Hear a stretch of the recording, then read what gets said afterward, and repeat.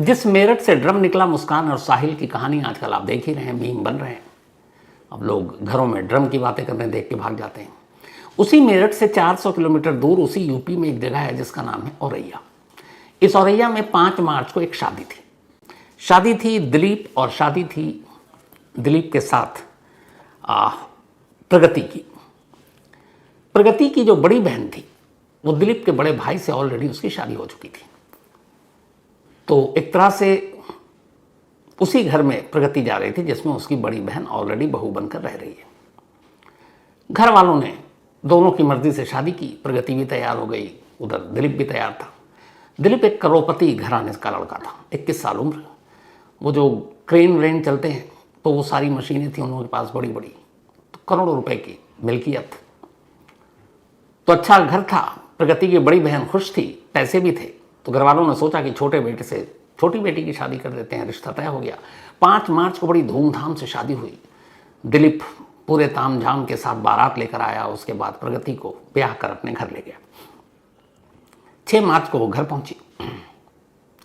उसके बाद धीरे धीरे वक्त बीता। वहां पे तमाम मेहमान आए, मुंह दिखाई में पैसे मिले। फिर इसी बीच 8 दिन बाद होली आ गई। तो 6 मार्च को ससुराल आने के बाद 2 दिन के बाद उनकी रस्म थी, वो फिर वापस अपने मायके चली गई थी 8 मार्च को। फिर वो वापस आई 4 दिन के बाद 12 मार्च को। फिर 14 मार्च को होली थी, होली पे फिर मायके चली गई क्योंकि शादी के बाद पहली होली थी। 14 मार्च को अब प्रगति घर चली गई और अब अपने घर पर है, मायके में है। शादी के अब ठीक 14वां दिन था। 5 मार्च को शादी हुई और अब 19 मार्च की तारीख आ गई। लगभग 14-15 दिन तक शादी की छुट्टी ले रखी थी दिलीप ने सॉरी। और उसे लगा कि अभी शादी है तो छुट्टी ले लेते हैं। छुट्टी वुट्टी ले ली। फिर होली भी थी। 14 दिन बाद पहली बार वो काम पर गया अपने इलाके में क्रेन को लेकर। बाकी कहीं से जो टेंडर ठेका बाकी चीज़ें थी, तो 19 तारीख को काम पर निकला। वहाँ से उसने अपने बड़े भाई को फ़ोन किया कि अब मेरा काम खत्म हो गया, मैं घर लौट रहा हूँ। शादी का घर था अभी तक, लेकिन घर नहीं लौटा। घर वालों ने रात हो गई, फ़ोन किया, परेशान इधर उधर ढूंढा। इसी दौरान किसी अजनबी ने उसी इलाके में, गांव से कुछ किलोमीटर दूर, एक लाश देखी। पुलिस को फ़ोन किया, पुलिस पहुंचती है मौके पर। लाश की शिनाख्त होती है दिलीप के तौर पर। घर वालों को खबर दी गई कोहराम। सिर्फ 14 दिन पहले शादी हुई थी। इधर दिलीप की मौत की खबर अब दिलीप के ससुराल पहुंची। प्रगति जो भी 14 दिन पुरानी दुल्हन, अभी हाथों की मेहंदी भी नहीं सूखी है, उस तक खबर पहुंची। वो बदहवास रोते चीखते ससुराल पहुंचती है। पूरा ससुराल पहुंच जाता है। अब जवान बेटे की मौत, 14 दिन पहले शादी का घर, अब भी वही सजावट थी, अब मातम में बदल गया। प्रगति घर आई, रो रो कर बुरा हाल। पूरा मोहल्ला, पूरा ख़ानदान, दोनों पहलू के जो दोनों पक्षों के लोग हैं, सबकी हमदर्दी है प्रगति के साथ कि देखो सिर्फ 14 दिन बाद विधवा हो गई और वो लगातार रोए जा रही है। और ऐसे आलम में यही हाल होगा। कोई भी नहीं सोच सकता कि इतनी जल्दी शादी हुई है, अभी हाथों की मेहंदी भी सूखी नहीं है और आप विधवा हो गए। खैर, इधर घर और इमोशन अलग चीज़ थी, उधर पुलिस का काम था एक केस की तफ्तीश करना। पोस्टमार्टम हुआ तो पता चला कि गर्दन के पीछे गोली मारी गई है। शरीर पर तेज धार हथियार के बहुत सारे निशान हैं। अब पुलिस केस की तफ्तीश आगे बढ़ाना शुरू करती है, पता करती है पहले करोड़पति दिलीप कोई दुश्मनी, पता चला कि नहीं, वो सीधा साधा पूरे गांव में क्या दूर दूर तक कोई दुश्मन नाम का चीज़ नहीं। इधर नई शादी, पता चला कि शादी के बाद दोनों बहुत खुश थे। प्रगति भी खुश थी, दिलीप भी खुश था।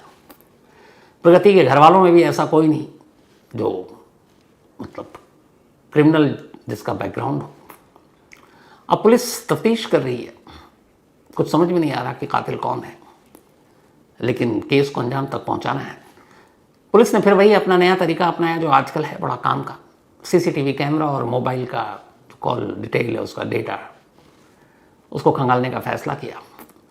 अब घर वालों से पूछताछ की कि कहाँ से कहाँ तक गया था दिन भर के। उस दिन 19 मार्च का जो उसका रूटीन था, पुलिस ने उसको फॉलो किया, पूरी टीम को। जिस जगह लाश मिली थी उस जगह के आसपास पुलिस ने देखना चेक किया शुरू कि कहीं कोई कैमरा हो, दिख जाए सीसीटीवी। पर वो सुनसान इलाका, वहाँ सीसीटीवी कैमरा था नहीं। लेकिन फिर पता चला कि एक रेस्टोरेंट में गया था दिलीप और वहाँ कुछ लोग आए थे और फिर उनके साथ वो क्रेन लेकर निकला था। तो जब क्रेन लेकर निकला तो क्रेन तो काफ़ी बड़ा होता है। उन रास्तों को पुलिस ने टटोलना शुरू किया। पुलिस के नसीब ने साथ दिया, एक जगह एक कैमरा दिख गया। कैमरा दिखा तो वो क्रेन भी नजर आया। पुलिस को उस क्रेन पर दिलीप के अलावा कुछ 3-4 और लोग बैठे नजर आए, लेकिन चेहरा साफ नहीं था। अब यहाँ से ये पता चला कि जिस रेस्टोरेंट में वो बैठा था उससे पूछताछ हुई तो मालूम हुआ कि दिलीप आया था, घर जा रहा था। कुछ लोगों ने कहा कि उनकी गाड़ी फंस गई है, क्रेन की ज़रूरत है, मदद कर दीजिए। दिलीप ने इंसानियत के नाते कहा चलो मैं ही मदद कर देता हूँ। वो क्रेन लेकर खुद चल पड़ा था। अब चेहरा साफ नहीं, सीसीटीवी कैमरे में उनको कैसे पहचाने। पुलिस ने उस इलाके के सारे जो मोबाइल का टावर था उसमें कौन कौन से मोबाइल उस वक्त एक्टिव थे, अब उनको सिलेक्ट करना शुरू किया। धीरे धीरे जब पुलिस ने सिलेक्ट करना शुरू किया तो इत्तेफाक से एक नंबर पर पुलिस की नज़र पड़ी। उस नंबर पर नज़र पड़ते ही पुलिस चौंक उठी। वो नंबर था एक हिस्ट्री शीटर का, जिसका नाम था रामजी नागर। रामजी नागर के ऊपर 10-12 केस थे, मर्डर के भी केस थे, जेल जाना रूटीन था उसका, लेकिन इस वक्त इन दिनों जमानत पर बाहर था। अब जिस जगह लाश मिली उस जगह पर रामजी नागर का पाया जाना उसके मोबाइल का पुलिस के कान खड़े कर जाती है। अब पुलिस राम जी को ढूंढती है। इत्तेफाक से राम जी बेफिक्र अपने घर में, पुलिस उसे दबोचती है, उठाती है, लाती है। पहले तो वो इनकार करता है, फिर पुलिस उसे सीसीटीवी कैमरा दिखाती है। मौका या वारदात पर उसके मोबाइल के जरिए उसकी मौजूदगी का सबूत देती है। तब राम जी नगर कहानी सुनाता, उसने कहा मैंने मारा। फिर वो 2-3 नाम और लेता है। इसके बाद पुलिस उन जो नाम लिया उनमें से एक नाम के घर पहुंचती है। वो नाम प्रगति के गांव का ही था और उसी गांव में प्रगति जिस गांव में रहती थी उसी गांव के रहने वाले एक लड़के का, जिसका नाम था अनुराग। अब पुलिस अनुराग को उठाती है। अनुराग रामजी नगर को पहले पुलिस कस्टडी में देख चुका था, उसकी हवा खराब थी। अब दोनों को बिठाकर पुलिस पूछताछ करती है। इस पूछताछ के बाद अब पुलिस वहाँ से निकलती है और सीधे दिलीप के घर पहुँचती है। दिलीप के घर में अब भी मातम पस रहा है। शादी को 2 हफ्ते भी पूरे नहीं हुए थे। दिलीप की विधवा प्रगति का रो रो कर बुरा हाल, पूरा घर उसको अभी ढाढ़स बंधा रहा है, दिलासा दे रहा है, हमदर्दी जता रहा है। और तभी पुलिस वहाँ पहुँचती है। लोगों को लगा कि केस की तफ्तीश के सिलसिले में पुलिस आई है, कुछ पूछताछ होगी, कुछ जानकारी मिलेगी, लेकिन पुलिस सीधे कहती है कि उन्हें प्रगति से पूछताछ करनी है। फिर भी घर वालों को लगा कि बीवी है, 15 दिन पहले शादी हुई है, हो सकता है कुछ राज की बातें दिलीप ने प्रगति को बताई हो, कुछ दुश्मनों के बारे में। प्रगति अब पुलिस के सामने थी। पुलिस वाले बाकी लोगों को कमरे से बाहर कर देते हैं। अकेले में प्रगति से एक रूम में बातचीत करते हैं, सिर्फ 10 से 15 मिनट। 15 मिनट के बाद अब पुलिस वाले प्रगति का हाथ पकड़े लेडी पुलिस वाली साथ में घर से बाहर निकल रहे हैं। बाहर खड़ी पुलिस की गाड़ी में प्रगति को बैठा रहे हैं। जैसे ही प्रगति को पुलिस वाले गाड़ी में बिठा रहे और पुलिस वाली उसके हाथ पकड़ेगी, पूरे घर वालों का माथा ठनक जाता है कि ये क्या है। एक तो पति सिर्फ शादी के 14 दिन बाद मर गया, 14 दिन के अंदर वो विधवा हो गई, और पुलिस उसे अपने साथ गाड़ी में बिठा कर क्यों ले जा रही है। कुछ लोग विरोध करने के लिए सामने आए तो पुलिस ने कहा आप लोग इंतज़ार कीजिए, हम अपना काम कर रहे हैं। ये जो आपकी बहू है असल में आपके बेटे की कातिल यही है। सुनकर पूरा घर एक तरह से लगभग सदमे में चला जाता है। पुलिस थाने पहुंचती है। प्रगति से फिर से पूछताछ होती है। इसके बाद अनुराग और प्रगति का आमना सामना कराया जाता है। फिर रामजी नागर और अनुराग का आमना सामना कराया जाता है और उसके बाद सारी कहानी आईने की तरह साफ हो जाती है। कहानी एक अजीब कहानी। ये कहानी ऐसी थी कि जिसमें अगर थोड़ा सा दिमाग लगा लेती तो शायद दिलीप की जान न जाती, लेकिन जब दिमाग पर और अकल पर पर्दा पड़ा हो और लालच उस पर्दे को और गहरा कर दे तो फिर कुछ दिखाई नहीं देता।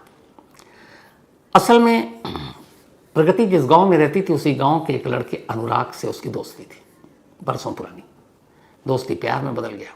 अब दोनों एक दूसरे से प्यार करने लगे। अनुराग एक ट्रैक्टर ड्राइवर था, माली हालत से ठीक नहीं था, लेकिन प्यार अंधा होता है। प्रगति को बस ये था कि किसी तरह से अनुराग उसकी ज़िंदगी में आ जाए, दोनों शादी करेंगे, खुश रहेंगे। लेकिन इधर प्रगति की बड़ी बहन की शादी दिलीप के बड़े भाई से हो चुकी थी और वो एक करोड़पति कारोबारी थे, एक हैसियत थी। फिर उनका छोटा भाई था दिलीप, कुंवारा। घर वालों को लगा बड़ी बेटी को बहुत अच्छे से वो लोग रख रहे हैं, बहुत मान सम्मान दे रहे हैं, इज्जत से रख रहे हैं, पैसे की भी कमी नहीं, हर ज़रूरत पूरी हो रही है। तो हर माँ बाप की ख्वाहिश होती है कि छोटी बेटी को भी इसी तरह खुशहाल ज़िंदगी मिले। तो बात छिड़ी। खुद प्रगति की बड़ी बहन ने अपने हस्बैंड से बात की, यानी दिलीप के बड़े भाई से। वो भी खुश, क्योंकि बड़ी बहन बहुत संस्कारी, अच्छी, कि चलो छोटी बहन भी ऐसी होगी, एक ही घर में दोनों बहन आ जाएंगी, दोनों भाई भी खुश रहेंगे, रिश्ते की बात पक्की हो गई। लेकिन इधर प्रगति अड़ी हुई थी कि मैं शादी नहीं करूंगी, और पूरा घर प्रगति और अनुराग के रिश्ते से वाकिफ था, लेकिन वो अनुराग के साथ शादी कराने को तैयार नहीं थे। तभी प्रगति के दिमाग में ख्याल आया। एक रोज़ मौका मिलते ही वो गांव में अनुराग से मिली। उसने कहा कि मेरे ऊपर दबाव है, मेरे घर वाले दिलीप से मेरी शादी करना चाहते हैं, मैं सोच रही हूँ कि शादी कर लूँ। अनुराग हैरान कि ये क्या कह रही है। उसने कहा शादी कर लूँ, और शादी के कुछ दिनों बाद अगर दिलीप मर जाए तो दिलीप के हिस्से की सारी दौलत उसकी विधवा होने के नाते उसे मिलेगा, और फिर हम दोनों आराम से शादी कर सकते हैं। फिर माँ बाप भी अब जोर नहीं डालेंगे, वैसे भी तब विधवा हो चुकी होंगी मैं, और विधवा का हाथ थामने से लोग हिचकते हैं, तो समाज बिरादरी वाले हिचकेंगे। ऐसे में तुम आगे बढ़ना, मेरा हाथ मांगना, लोग तुम्हारी तारीफ करेंगे कि देखो एक विधवा को अपना रहा है। पैसे अलग। बात जम गई, दोनों ने प्लानिंग शुरू की। 5 मार्च को शादी हो गई। अब किसी तरीके से वक्त काटना था, लेकिन उतावली इतनी थी प्रगति कि उसे इंतजार नहीं हो रहा था, बस ये था कि जल्द से जल्द दिलीप को रास्ते से हटा दें। 6 तारीख को विदा होकर वो मायके गई। उसके 2-3 दिन बाद फिर मतलब ससुराल गई, फिर घर आई। घर आते ही उसने मैसेज भिजवाया, अनुराग से मिलने के लिए कहा, दोनों जाकर एक रेस्टोरेंट में मिलते हैं, और फिर यह तय होता है कि बस अब इंतज़ार नहीं, दिलीप को रास्ते से हटा दो। वो अपने साथ मुंह दिखाई में जो पैसे मिले थे वो लगभग 1 लाख रुपए थे। वो 1 लाख रुपए अपने साथ लाई थी। उसने वो 1 लाख रुपए अनुराग को दिया और कहा कि तुम किसी सुपारी किलर को ढूंढो और ये पैसा उसे दो और बोलो दिलीप को रास्ते से हटा दे। अब अनुराग ने सुपारी किलर को ढूंढना शुरू किया। अपने कुछ दोस्तों के जरिए पता चला कि एक रामजी नागर नाम का क्रिमिनल है जो ऐसे काम कर सकता है। वो रामजी नागर से मिला। रामजी नागर को अपने कुछ केसेस के सिलसिले में पैसे की ज़रूरत थी। उसने कहा ठीक है करूँगा, लेकिन 2 लाख रुपए लूँगा। लेकिन अनुराग के पास 1 लाख रुपए थे जो मुंह दिखाई के रकम में से प्रगति ने दिए थे। 1 लाख रुपए का इंतजाम खुद अनुराग ने किया और इस तरीके से 2 लाख रुपए हो गए। उसने वो पैसे रामजी नागर को दिए। अब इस बीच में प्रगति वापस ससुराल पहुंच गई, क्योंकि उसे पता था 14 को दिवाली है, 14 मार्च को फिर घर आएंगे मायके में। 14 मार्च को होली के मौके पर वो फिर वापस आई। इसके बाद फिर से प्लानिंग हुई किस दिन ये सब करना है। उसने कहा जिस दिन दिलीप अब घर से बाहर निकलेगा, क्योंकि आजकल शादी की वजह से वो छुट्टी पर है, तो किस दिन निकलेगा इसकी जानकारी वो खुद देगी। और तय हुआ कि व्हाट्सएप कॉल से ही सब बातें होंगी। इसके बाद वो होली के बाद वापस ससुराल पहुंचती है।